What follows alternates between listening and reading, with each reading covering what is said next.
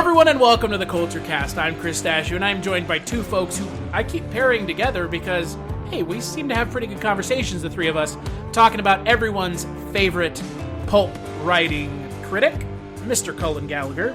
Howdy. And coming to the ring from the West Coast, Big Richard Hatem. Boy, once again, you have dragged into the pit of doom. Happy to be here, Chris. Yep. It's a pretty good pit. The pit of doom is deep, and we are continuing our descent into the pit of doom. No, honestly, this month is going to be interesting. We're talking about body swap movies. Movies where the main characters swap bodies, either through magic, because there's literally no other plot device they ever use. So, well, they never do it through science? It would be more interesting if they did it through sex. That's the movie we need to write. Dude, and it could just be called... You're getting spicy. It could be this called... the Spice Cast? Yeah, it could be. You know what the movie could be called? Fucky Friday. Oh, dude. I'll see myself write out that. Has there ever been a movie where a man and a woman have switched bodies during sex? No, but there should be, and we could write it and probably make some money. Oh, fuck, man. I got to get off this call. I got work to do. Yeah. First, I have to masturbate to the idea. Over. Second, I have to go write the movie. What? I mean, I'll buy a ticket to this movie. Well, does All of Me count as one of the movies category or not? All of them. Steve Martin, Lily Tomlin. Never heard it, never seen it. Oh, wait a second. No, okay. You've never heard of All of Me? No. Oh, okay, Cullen, you've seen it. I have not seen it. I'm looking it up right now, and... This is the reason why.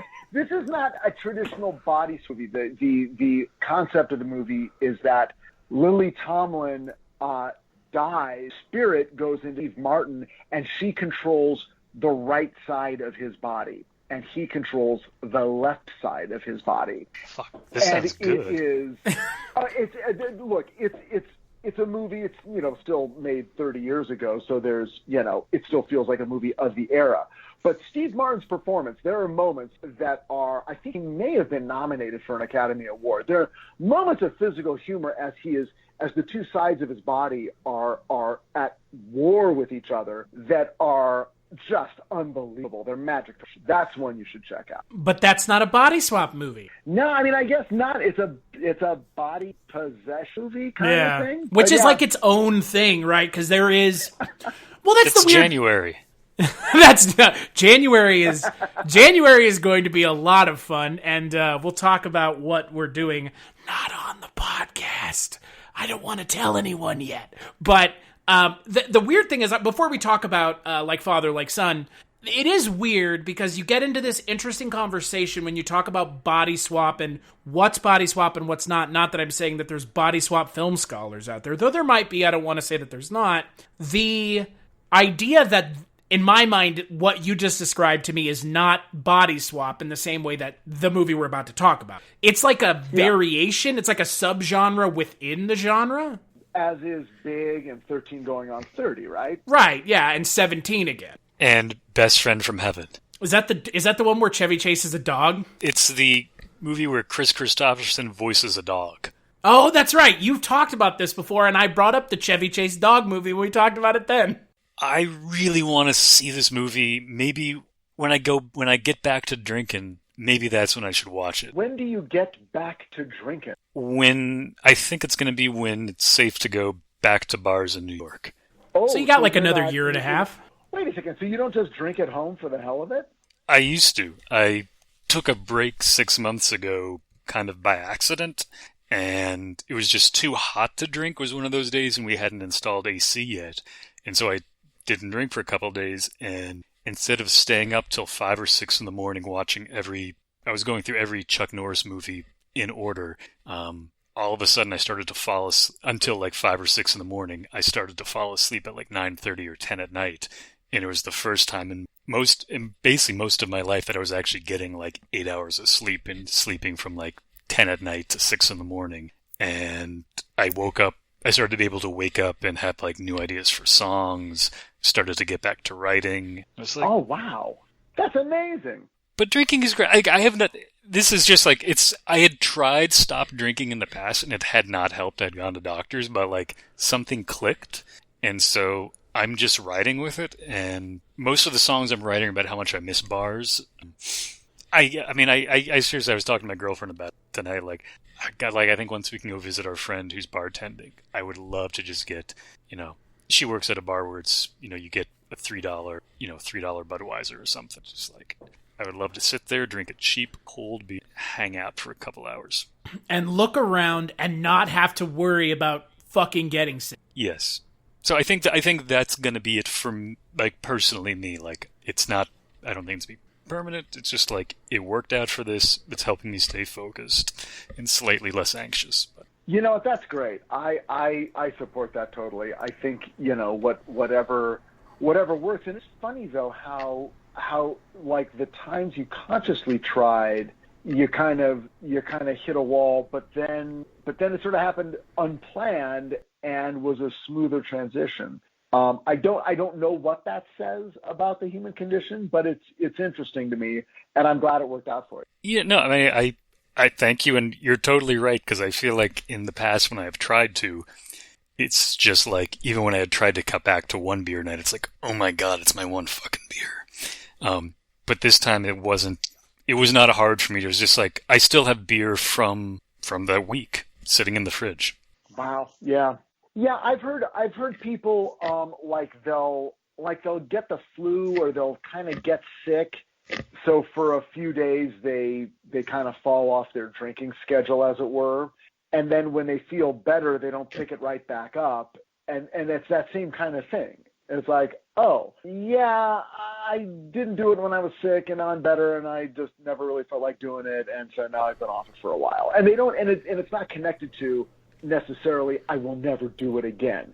It's just like, I kind of fell out of that groove, and now I'm in a different groove for a while, and I'm not putting a ton of psychic pressure on myself. Oh my God, don't do it. It's just like, yeah, I'll probably do it again, just not today. And it makes you appreciate it a lot more when you do get to do it. Oh man, yeah, I cannot wait to go to fucking like Other Half or some of the other craft breweries here in the city. Can jams. Yeah, and it's not a matter of if, it's a matter of when, but it is weird that it feels like, even though we know that, there's still that part of your brain that's like, oh, that'll never again, I guess, that was that time of my life to rest. The before times. Speaking of the before times, Like Father, Like Son is a movie that came out in 1987 in the before times. Dr. Jack Hammond had one of the most brilliant minds in the medical community until he and his son... Hi. Hi. ...exchanged minds. Chris? Dad? There's no such thing as a brain transference. Now, the doctor... See ya. ...is back in high school. It's really not cool to scam on your own son's date. The main bronchi and its branches are evenly distributed about the circumference of the tubes. Riveting. And his son... Hi, Bob. Whoa! I have a martini. You want that on the rocks? No, in a glass is fine. ...is a virgin surgeon. Just take off all our clothes and just go at it. Rubbing and feeling. It's rock and roll. Yeah! You've been out all night in my body. You are grounded for the rest of your life. Brain transfers is a very inexact science, as you might well imagine. Don't worry, Mr. Epstein. We're not going to let you die. Are we, guys? No. God, this is great. I love it. Go right now and do whatever the hell you have to do to get us out of this thing. I can't stabilize him. He's in V10. I'm not Dr. Hammond. Going into V10. Put him one. What? Hit him, Dr. Hammond. Hit him. Dudley Moore. Kirk Cameron. Like father, like son.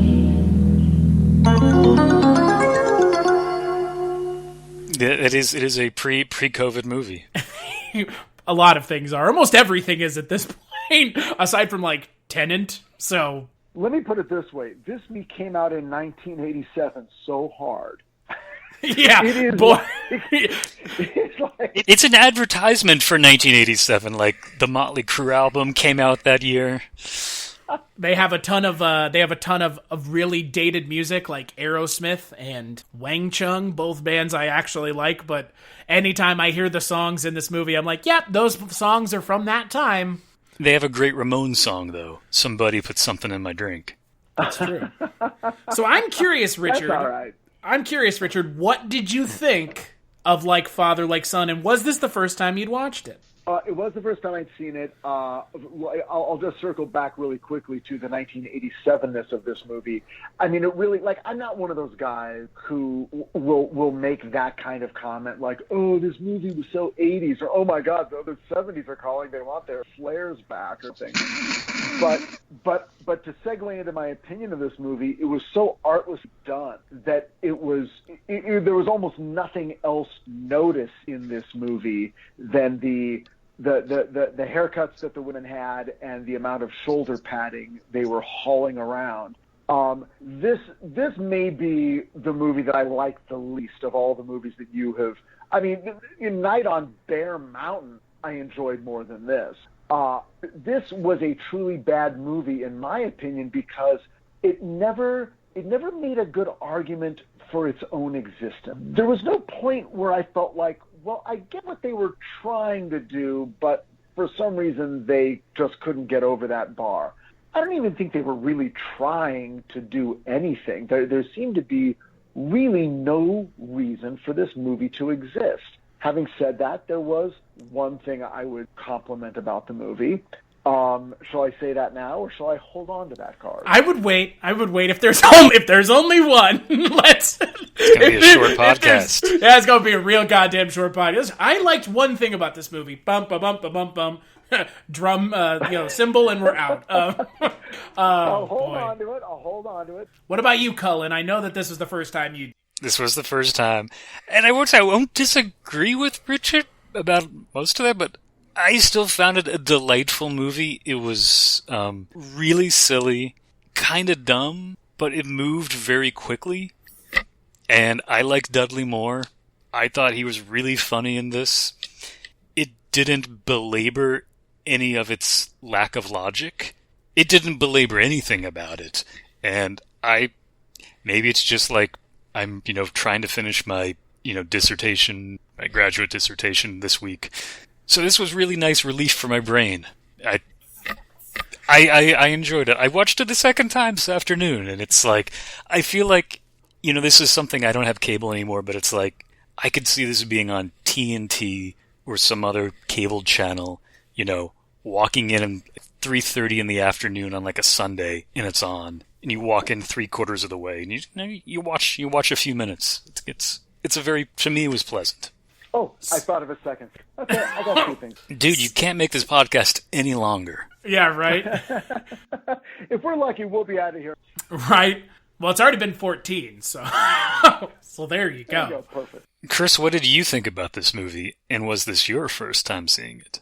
It was my first time. I programmed this entire month because it feels like this year I didn't program a lot. I actually kind of turned the reins over to a whole bunch of folks, which I'm totally okay with because I got to watch a lot of movies I never would have watched otherwise. So this month was one of the months this year that I actually had a very strong hand in programming, and I actually really like this movie a lot, which is fucking surprising. Because That's it's got super Kirk. surprising. It is, and here's the thing: Kirk Cameron is a piece of shit in real life. In the now times, Kirk Cameron is a insufferable asshole of the highest order. I know nothing about Kirk Cameron other than when I used to watch him on Growing Pains, and I think this is the first thing I've seen him in since I used to watch Growing Pains. He's a hyper evangelical. Okay. So, and you can do your own research into that, but he is one of those people that doesn't believe in evolution and doesn't believe in gay rights, and it's just, he's one of those people who does exactly what evangelical Christians do, which is give every other Christian a bad name. I don't need to do any more research into this guy. Yes, much to Richard's surprise, I actually like this movie. It was fun, like Cullen said. I've spent the last kind of 2 weeks either cooking or watching Lord of the Rings or Lord of the Rings associated ephemera, and so this was a nice change of pace, as it were. It's a fucking stupid movie. I don't think anyone's going to go to bat and say, Like Father, Like Son is the pinnacle of American cinema in 1987. But there are some parts that are legitimately funny. Like Cullen said, Dudley Moore's hilarious. I mean, Dudley Moore is a talented comedic actor. No one is going to argue that. And yeah, does it do anything new with the body swap kind of trope? No. But does it have to? No. Do any of them really have to? Not really. From the beginning, I don't even think this movie even quite does half a body swap. It's like the opening sequence, which I actually think is a really funny kind of bait and switch, where you think you're going to go see like father like son, then you see this guy that's not the star of the movie running through, looks like a desert terrain, and then he's injured and he's going through surgery. But that body swap makes no sense because he's undergoing surgery, and so they give him this sort of brain swap medicine so somebody else can feel the pain. I thought it was so that he would doesn't? stop freaking out. Or I guess it is because of the pain. I mean, they say that. It doesn't make any sense. And again, it's magic, right? I mean, magic. Well, the magic I don't care about. It's just like the logic. I know, but I'm just saying like, these are all like. I mean, look, there's no basis for body swapping in reality, so it's always going to be fantastic. Says you. says me. Yes, says me. Well, the logic that I placed upon that moment was that the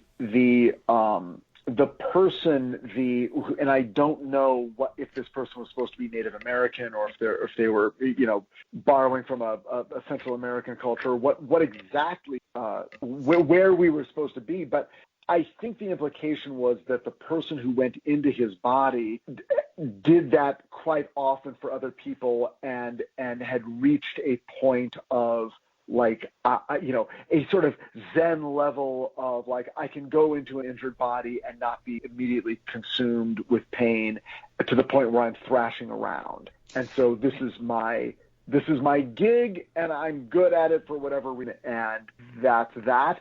But that was just me guessing. That's amazing subtext reading, Richard. I very, very nice close analysis. Well, I was interested in the way you guys reacted to the movie. I'm a little bit surprised, but it does bring up a really interesting point that is kind of a general point about the way we enjoy and consume popular entertainment, and that is, the movie that's not very good, and then the movie that is bad, and how what our lines and like what our expectation is like I'm sort of coming at it from like, this is sort of a bad movie, and you guys were like, hey, you know what, it was pretty, but it was inoffensive, it was well-meaning and had enough joie de vivre to make me, it didn't put me in a bad mood. You know how some movies do? Yeah. And what is that difference? Like, what is the thing that just like hits your tripwire and makes you go, no, you know what, now I'm angry we made this movie. I resent you for having spent 2 years here. I think at least in terms of this movie, it never takes itself seriously. And it doesn't, to me, I mean, I think when you call it inoffensive, I think that is kind of a good way to describe it. But, it's like the plot that doesn't belabor anything. It didn't really seem to have any, like, big message or point. Even, like, the father-son relationship stuff never gets really cloying. Like, I feel like the movie knew we basically just need to get to the point where Dudley Moore, changes bodies so then he can, start acting, like there's a teenager in his body, and he can start trying to go on a date, and it can go really bad because he doesn't know how to order a martini. Like, I think they just wanted to get to that stuff. That is really interesting. Okay, I'll turn over one of my, and no surprise, one of the joys of this movie is Dudley Moore, who if you ever start to devalue and go, oh yeah, but he was okay but not great. This is a movie where you go, God, even in a movie where he is not given very much, he really brings a lot to it. And I would agree that he was the number one bright spot. There was a second bright spot, but the number one bright spot, let's talk about him first, Dudley Moore. I was really impressed with how much his entire physicality changed. I know it's easy to say, but he really did seem like a different person instantly. Like the muscles in his face changed, and his ability to just be 17 and just sort of be that kid, that was a joy. So I will get on board. I love this. I just love when he's at the bar and he's sort of flirting with his boss's wife from across the room, and then he picks up, the candle, and he doesn't realize it's the candle, and he goes to drink it. Like, he seems so genuinely surprised by what he did, and he's so giddy and so awkward. Yeah, Richard, you're totally right. His body language is just really wonderful to watch. Yeah, and he is, in a way, though, he, of course, has the easier role because he is an adult actor being a kid, and there's just automatically going to be more joy in watching that performance than there is in watching a teenager suddenly just be a stern hard ass. There's fewer roads to, so Kirk Cameron, in a weird way, had the tougher role. But still in all, yes, Dudley Moore did his best, and thank God he did. And that's the thing about these body swap movies, that the longer we do them this month, the more we're going to get into this. But this is the first one, so let's talk about it now. I feel like with these body swap movies, the thing that, again, whether or not you like this movie, the entire film hinges on what you both just talked about, whether or not the actors can play the other actor's character believably. And that is such a crucial part of all of the movies we're going to be watching this month, that if you're not buying into Dudley Moore has Kirk Cameron's conscience behind his eyes, and that's the expectation of the movie, is that Dudley Moore is Kirk Cameron is Dudley Moore, if that's not believable, I have no interest. But like we've mentioned, in this movie, it's pretty believable for Dudley Moore's character. Kirk Cameron, I think he struggles a little bit early on. I think that's mostly the plot, not really giving him a whole lot to do. But at the same time, like Richard mentioned, Kirk Cameron at this point is, a young actor still.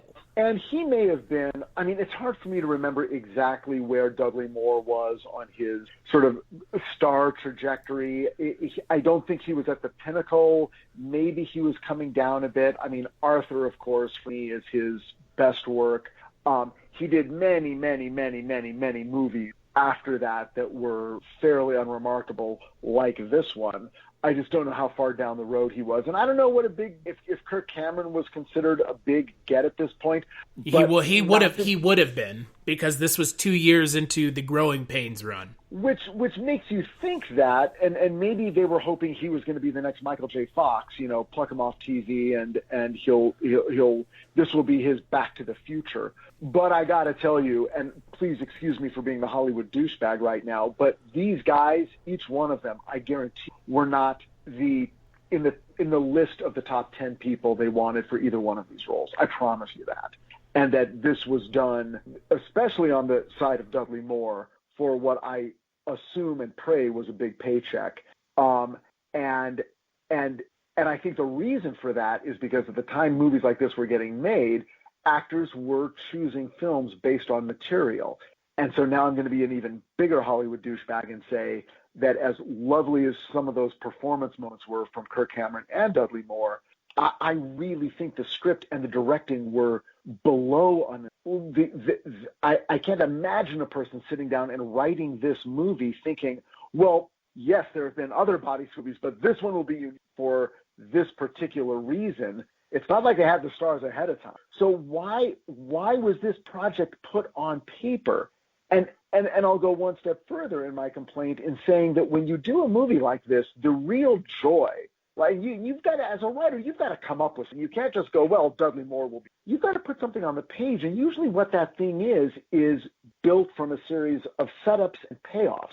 The first 15 minutes of a movie like this should be hyper packed, as was Back to the Future, with setups, and not just I'm going out on a date. I'm talking about character stuff, behavioral stuff, little details that you just load and load, and you're packing it in like you're packing a cannon.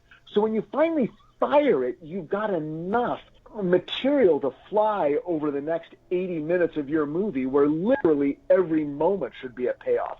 Every single bit of behavior, every twist in the plot should be reminding you of the thing they set up in those first 15 minutes. Oh, right, because he's allergic. Oh, right, he can't sing. Oh, right, he's afraid of heights. Oh, of course, he can't stand the sight of... This movie did none of that. It had a foot race, and it had a fucking, chemistry quiz or whatever it was about the aorta.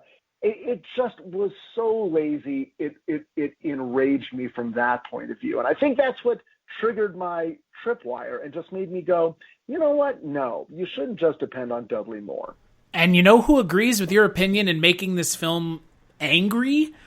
Our good friend, rest in peace, well, both of them are dead at this point, Gene Siskel, apparently called this movie a cheap marketing decision masquerading as a comedy. As much as I enjoyed the movie, I will not disagree with a thing you said. Yeah. I think that's totally spot on.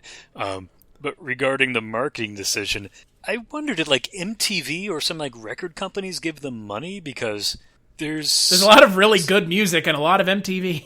Well, yeah, I mean, the Ramones, I think, are great, but it really felt like they were just trying to sell the MTV culture, and then, like, I think he even mentions watching MTV a couple times, and they just show the television, like, this really felt like they're really trying to play up MTV as something you walk away from this movie. Well, it was almost like someone who didn't know anything about either teenagers or middle-aged men wrote this movie.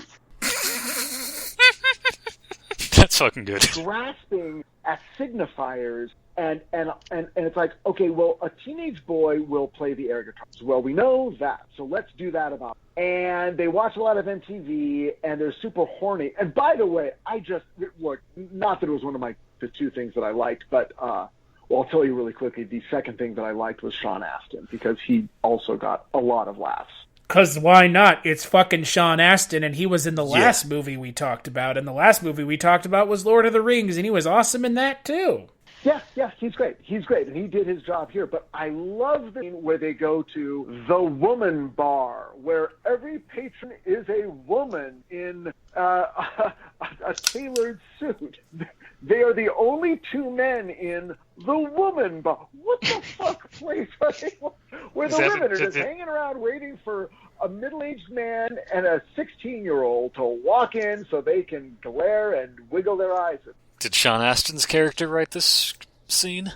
Who had never been in a bar before? It was like a fantasy. It's like, what? No, typically there's 900 sweaty guys, 3 women who look like, a cornered rabbit in a cave. And those are the nightclubs I'm used to. What the fuck is this place?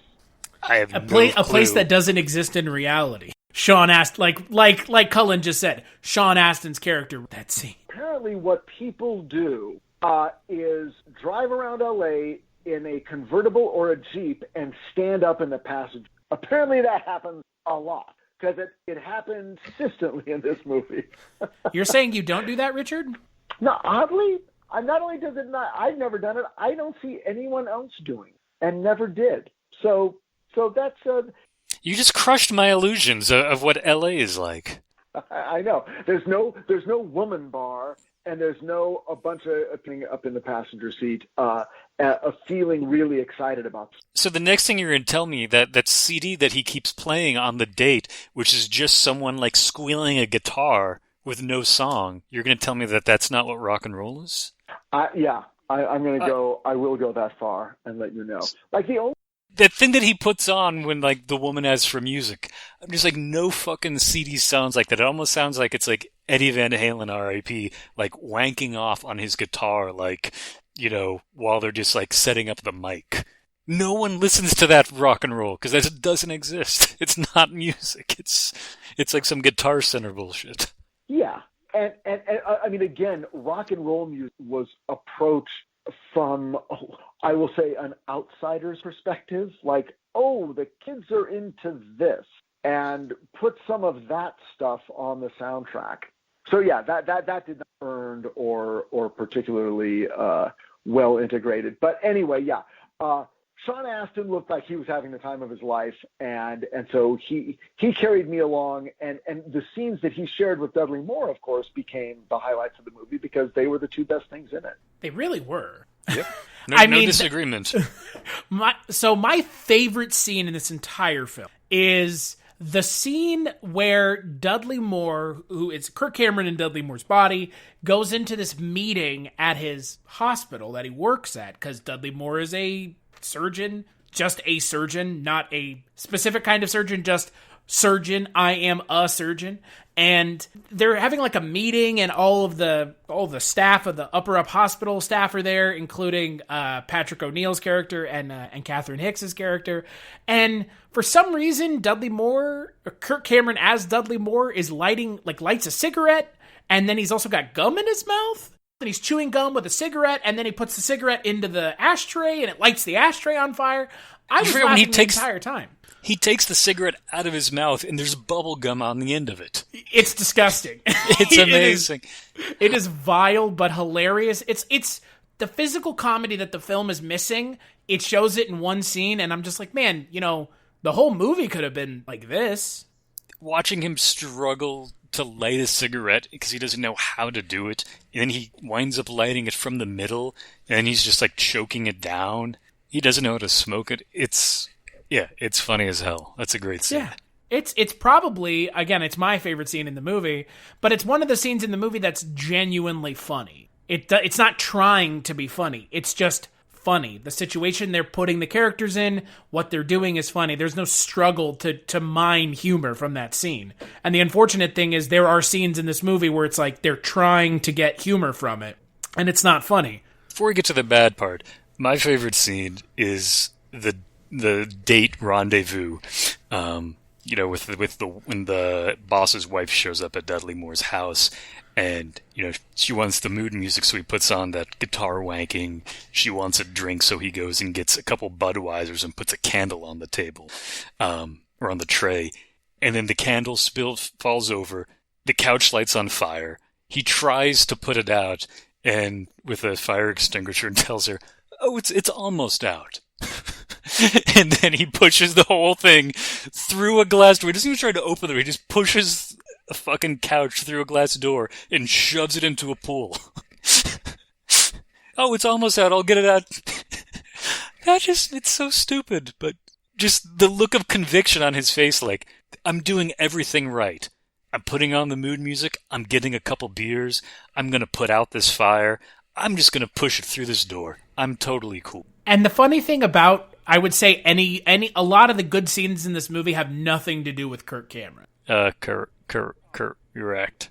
But I will say that, again, this movie stands as a good example, and what Cullen was just talking about is a great example of an era of filmmaking where you would get big studio releases that were just real head scratchers. That you'd sit in the theater on a Friday night and just go, wait a second, what were they thinking? Like, what were they even trying to do? And why did these particular decisions get made?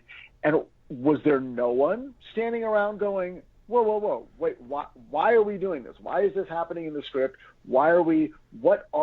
I don't think you really get that in filmmaking now. The real weird movies that are the head scratchers are ones that are intentionally obscure because they're being made on a lower budget according to a very, very, idiosyncratic aesthetic that belongs to the filmmaker and it's their aesthetic alone. But I think there was a time when there was so much cocaine money happening in Hollywood that there were a lot of executives just going, I don't get it either, but we've got Dudley Moore, and it can be in theaters by Thanksgiving. Just make the fucking movie. And those movies got made. And that may be, that should be February. Do you think that the fact that, because you mentioned Michael J. Fox in Back to the Future earlier, but the same director directed Michael J. Fox in Teen Wolf in 1985. Do you think this was let's get another teen actor, another kind of, sci-fi sort of like fantasy teen, comedy. We can make, it'll be magic just like Teen Wolf. I think that is absolutely a big piece of this puzzle. It is a group of people who are chasing a target they don't understand. And the subject of Hollywood parody, that it's just a bunch of out-of-touch douchebag guys snorting up rails of cocaine and going to bars and trying to fuck a lot of girls and making movies that don't make any sense. But that did happen. There was that era. There was a good 5 to 10 years from I'd say the early 80s to the early 90s when you can find a lot of movies that are just like, who was anyone not high when this got made?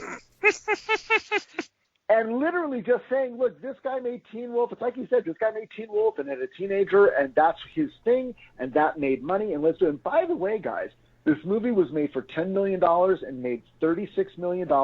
This was a hit. It sure was. It sure was a actual hit. Which, Yep. I mean, like you said, Richard, I mean, in 87, you have a deluge of good films coming out, and you have people going to the cinema, I'm going to assume, like, every Friday, going to see the new thing. So, this movie opened up number 2 behind Fatal Attraction. Hey, think about that. Now, I have not revisited Fatal Attraction, but I did see it when it came out that weekend instead of seeing this.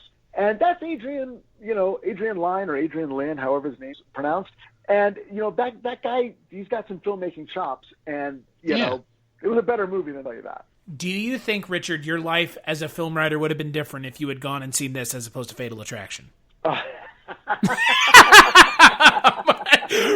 We may be talking to Richard Hatem, preeminent film body swapping theorist, as opposed to Richard Hatem, preeminent film writer or screenwriter.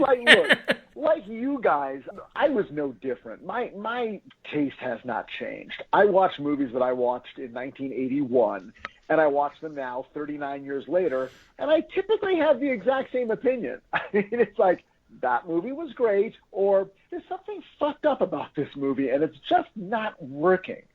And I'm sure you guys are the same way. It's not like it took 25 years for me to develop, and understand what movies are good and what movies are bad. You kind of feel it, I mean, and you probably love them for the same reasons. I mean, Smokey and the Bandit is what it is, but it has things that recommend it, and I can happily watch that movie on any given weekend and enjoy Jackie Gleason.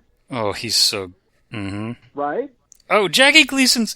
Apparently I heard that he wrote all his own dialogue for that movie. He may have. He may have drawn from some character that he had done, on TV in the 50s and just sort of, vulgarized it a bit. But he's great. And on the other hand, you've got Burt Reynolds and Sally Field and the charming nature of their relationship. Mm-hmm. I mean, if that's not enough, I don't know what is. You got Jerry Reed. You got the dog. Yeah. You got Paul Williams and Pat Lane, the big guy. I'll have to check. Yeah, I can't remember. I've never seen Smokey and the Bandit. Is that bad? Well, Chris, we can have a Cullen. Burt Reynolds month at some point. Cullen. Oh no. Oh my God, you've got to have Burt Reynolds. Oh, you need Burt Reynolds' year. There's just too many. Even funnier story, I don't think I've seen any movies that have Burt Reynolds in them either. There's a lot of movies that you don't need, and there's a handful that you definitely.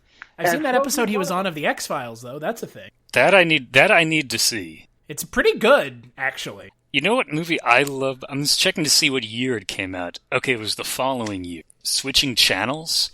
It's a remake of the front page His Girl Friday, but it's Kathleen Turner, Burt Reynolds, and Christopher Reeve, and Ned Beatty. Oh, really? And you're saying it's good? You're saying it's worth? It's terrific. It's really funny. It's all set in. I mean, it's Ted Kotcheff directing. It's set in the sort of media. Burt Reynolds owns a television network. Kathleen Turner's the reporter. She goes. I think they're at this point divorced. She goes away, meets Christopher. They come back, and now she's going to retire. It's the same sort of setup, but it's. I think Burt Reynolds has really good. He can have really good like romantic comedy. Charm and charisma, great timing, and just the chemistry between the three of them is just spot on. I will definitely watch that. But does it have Dudley Moore in it? No. Shame. What's crazy about Dudley? We're talking about these movies that came out in the 80s, and we're this whole idea that it would seem to me, and you, Richard and Cullen, you've both kind of alluded to it, and or flat out just mentioned it. I don't know what it was about the 80s. Probably the cocaine, but the 80s seemed like a time where it's just like anything goes when it comes to movies. You had a movie with Bobcat fucking Goldthwait in it talking to a horse voiced by John Candy. So I was wondering, because you're talking about these 80s movies that just, it's like, why do they exist? And Richard, as you pointed out, it's just like, there's really no purpose to anything in this script.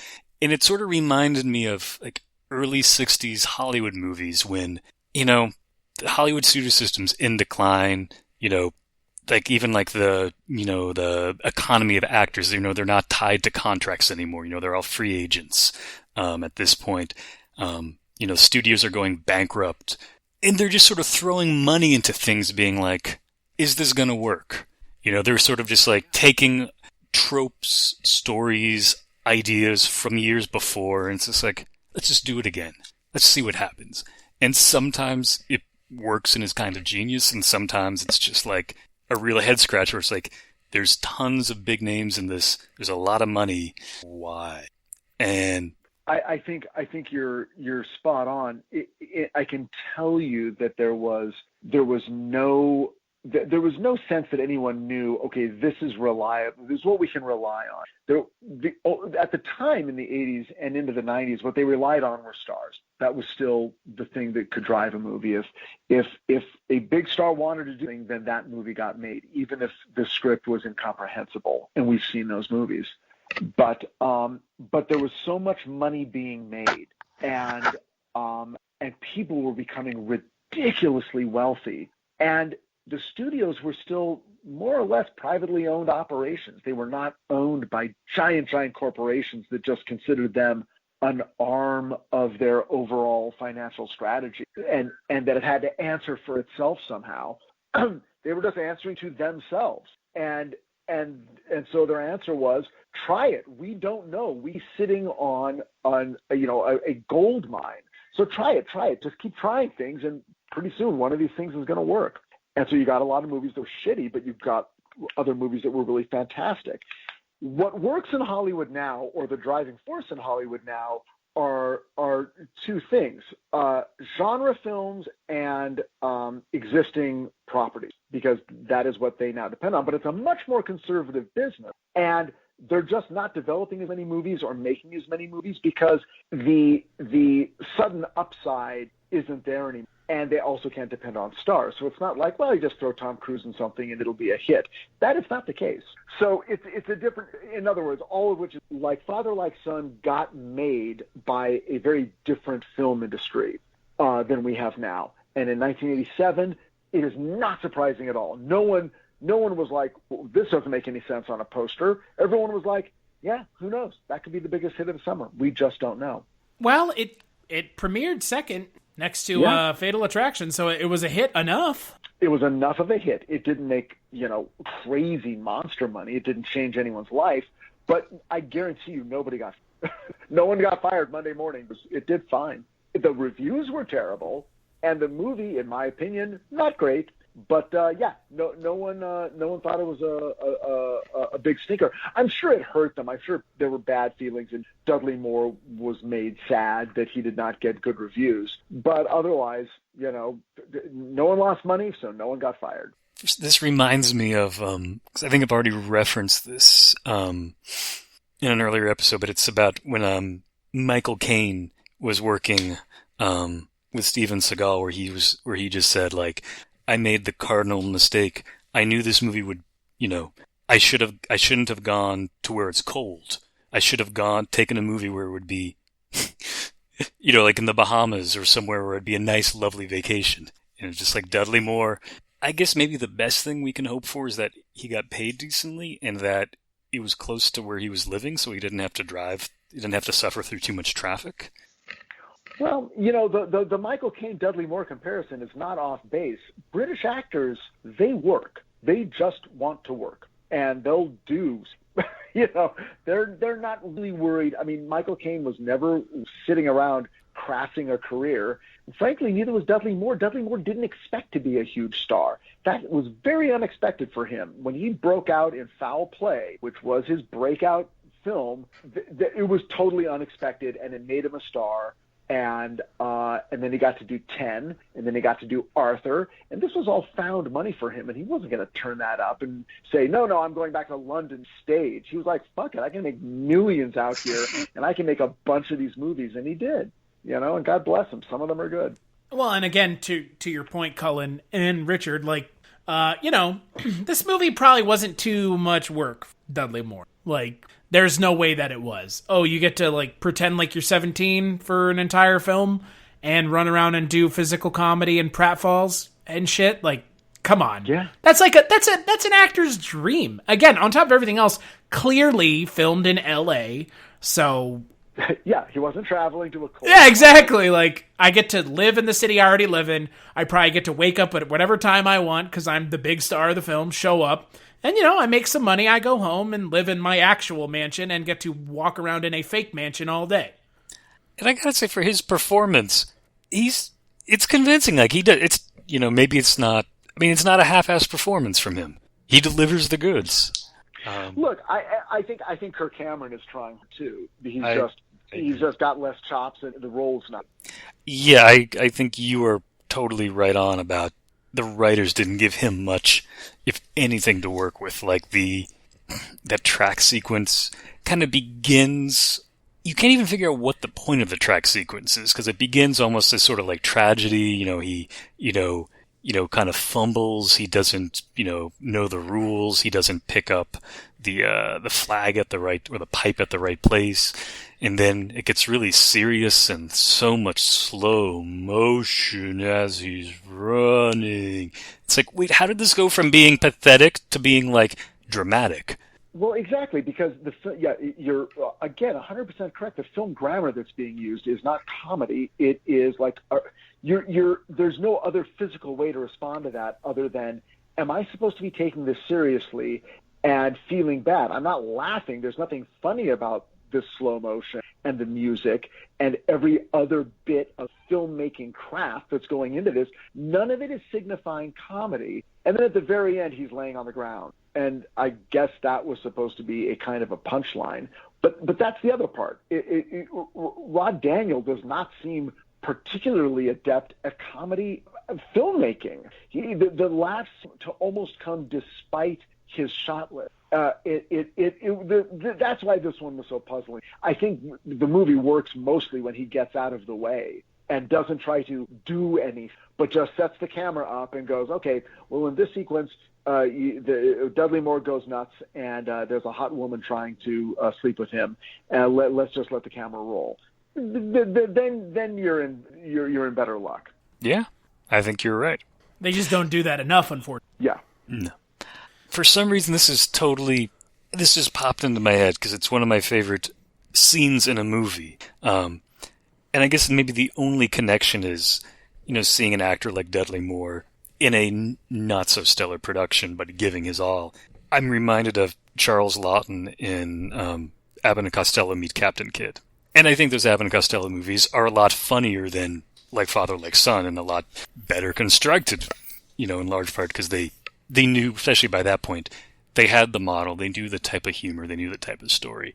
But what I really love about Laughton in that movie is, Richard, I assume you've seen this movie?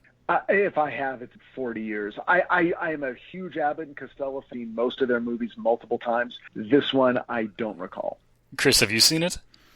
I have no frame of reference to anything Abbott and Costello, and showing my age once again.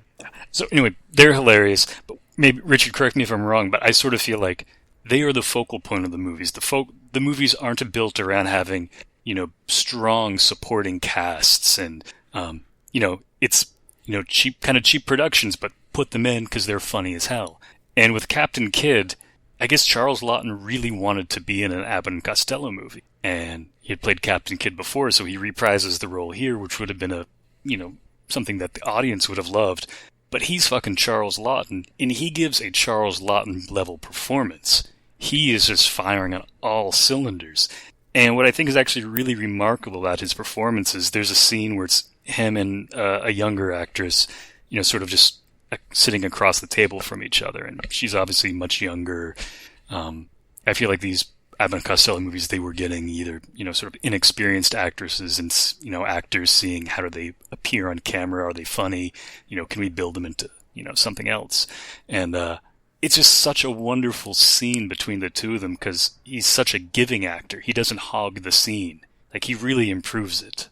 And I just thought there was a really special moment between the two of them. But I'm often reminded, just like, Charles Laughton is in an Abbott and Costello movie and he's just on fire. He's loving every moment of it. And I just think it's really special. I don't know. It's one of those movie memories that just always makes me smile when I think about this. I hope it's as good as I remember. It's been a long time, but it stayed with me, Hold That Ghost, I remember being pretty funny. Meet the Monsters, all those are good. But yeah, it's been a while since I watched Abbott and Costello. Well, and I think that should be... Richard. Chris, we're filling up next year for you already. I know, you guys are already you're doing my work for me. I don't even have to do anything. Here's the thing, I'll give a month to Richard. I've technically already given a month to Cullen. Don't tell anyone. So there you go. It's that's why we're all here. We're here to talk about a movie that has no purpose being talked about in 2020 and reminiscing about everything other than the movie, because the movie is practically a shell of a film with some funny parts thrown in to keep you watching until the end. And then there's no climax and nothing happens and nobody learns any lessons other than the lesson they always learn at the end of a body swap movie, which is, I love my other person that I body swapped with. I really appreciate the fact that the moral of this movie, Dudley Moore just goes, I'm going to celebrate being a doctor and my son is going to celebrate not being one. It's nothing deeper than that. Yeah, that is the entire takeaway from the movie is, maybe I shouldn't tell you what to do with your life. Maybe. He doesn't even say that. It's just like, my son is happy he's not a doctor right now. This is great. Yeah. But that's like the body swap thing, right? The body swap thing in my mind seems to be, I've learned a lesson at the end that the walking a mile in the other person's shoes is a lot harder than I thought. Yeah, well, look, I mean, if it were me sitting down to write this, I would approach it differently. But big deal. That's that's the way I'm sort of built to look at movies.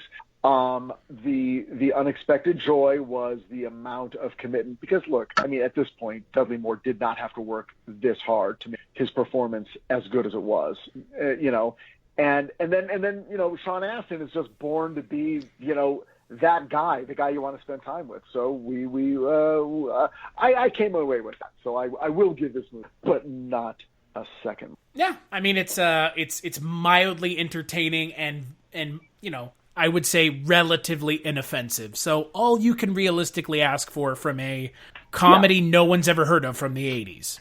All right. So what do we give this movie then? I was going to ask you that question, Richard. Well, I mean, not to speak ill of the dead. I mean, Jesus, I can't, Dudley Moore's dead, unfortunately. Rod Daniels dead. Kirk Cameron's career is dead. What do we got left? Catherine Hicks is still alive, and so is Sean Astin, and it didn't seem to slow either one of them down, thankfully. Yeah. I mean, you why don't you go first? I'll go second. Why don't you guys go third? What do you think? Cullen, what would you give the film out of? I'm thinking like a 2.5, like maybe 2. Yeah, somewhere between 2.5. I was entertained. It got my mind off of things. I laughed at Dudley Moore and Sean Astin.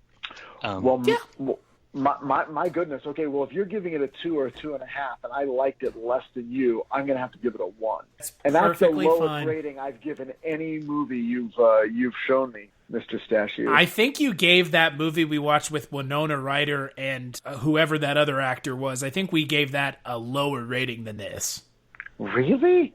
That movie was barely even a film. This is at least a film. What is the Winona Ryder movie? I'm curious. Lost Souls. Yeah, that's right. All right. I give it a 1. I'm going to give it a 2.5. I mean, again, Cullen, I'm not surprised you liked it, Cullen, because I think we kind of came at it from the same direction, where it's like, it's mildly unoffensive. It kept my mind off of, the trash fire that's going on in the world outside my window right now. So, 2.5. It's, it doesn't reinvent the wheel. It barely is even a wheel, but it does enough to make me laugh. The scene with the cigarette and the bubblegum is, it's pretty good physical comedy in a movie that probably doesn't deserve a scene as funny as that one, so. I feel like there were definitely scenes that I would give like a 3.5 stars to, but it's, the overall product. Yeah. Though, you just kind of blew my mind. I didn't realize Lost Souls is directed by Janusz Kaminski. Yeah, it's... go listen to Richard and I talk about Lost Souls. That is barely a movie. It is, dearie, dear. It is so bad. It was one of those movies that came out when all those got other Philip movies. Baker Hall? It has a lot of good people in it. Oh my goodness. John Hurt? Trust us when we tell you it's not worth it. It's I believe you, but I'm just fascinated. So on that note, let's take a break and we will play a preview for the next. Stop dumping on me, Dad. I've been up since 6 and I have a very tough day ahead. I wish I could change places with you. Well, I wish I could too. Inside Marshall Seymour, successful businessman, divorced father, and self-styled workaholic, beats the heart of a little boy. Because Marshall Seymour is about to become his 11-year-old son, Charlie. Awesome! And vice versa. Maybe this happened all over America. And what's gonna happen to you? You're 6'2" with the brain of an 11-year-old. Charlie may be getting to that age. He's losing it. I think he has a crush on me. No way! You never told me you had to see my homeroom teacher. You never told me what hockey practice. What is that? I'm in the tub, do you mind? This is the woman I couldn't live with as a husband. And now I'm gonna be her son. I'll do anything you want, Sam. It's not what I want. It's what we want as a unit. She's worried about your unit, Dad. It's a Freudian nightmare. Judge Reinhold. Are you all right? Do I look all right? Fred Savage. I don't suppose you have any Grey Poupon. Vice versa. What if we're stuck like this? Oh my God. I have to go through puberty again. That's right. On the next Culture Cast, we're actually going to be talking about another body swap movie. We're going to be talking about Vice Versa, which I believe has Judge Reinhold in it. Crickets, folks. Crickets. I mean, all I'm thinking is that, Richard, you could have been watching that, but I think I'm the one who picked this one. Well, yeah. I did too. Look, I had a choice and I took this, so I got. I think Richard, when we talked about the movies that I gave you guys kind of the offering for December and said what you guys wanted to watch. I think Richard, you actually picked Like Father Like Son because it had Dudley Moore in it. Oh, probably, and I didn't. For some reason, I wanted to stay away from the George Burns one, and so yeah, I may have just leaned into Dudley Moore's good. Well, I mean, I guess. So you can't blame me for this. No. And to be fair, Richard also didn't watch the Owl movie, so. But you liked the Owl movie, Chris. I did. All I'm saying is it's a shame that Richard didn't get to watch the Owl movie. That would have been a fun conversation, Richard. You could have heard me expose some very weird things about how apparently I have a lot of deeply rooted issues with kids' movies, especially movies where they give encouraging messages to kids. Like, I'm still disturbed by the scene where the owl tries to fly and he doesn't do a good job, and like the mentor is just like, "Oh, you did pretty good." Why does that scene disturb me so much? What does that say about me? I think it says more about you than the movie.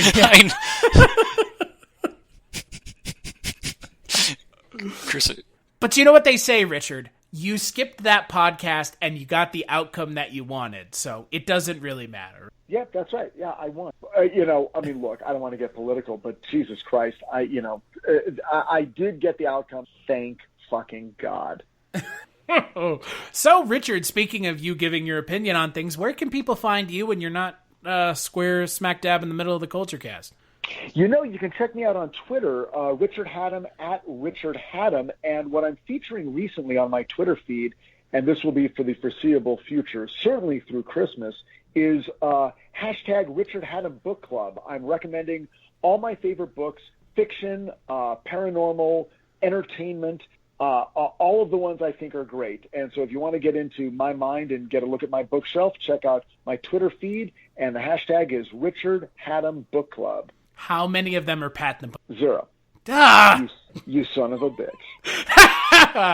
Oh, well, hey, you know what? I was going to ask you, how many of them are Mein Kampf? 0. What about you, Cullen? Where can people find you when you're not here? I'm still blogging over at pulp-serenade.com. Need to come up with some new content.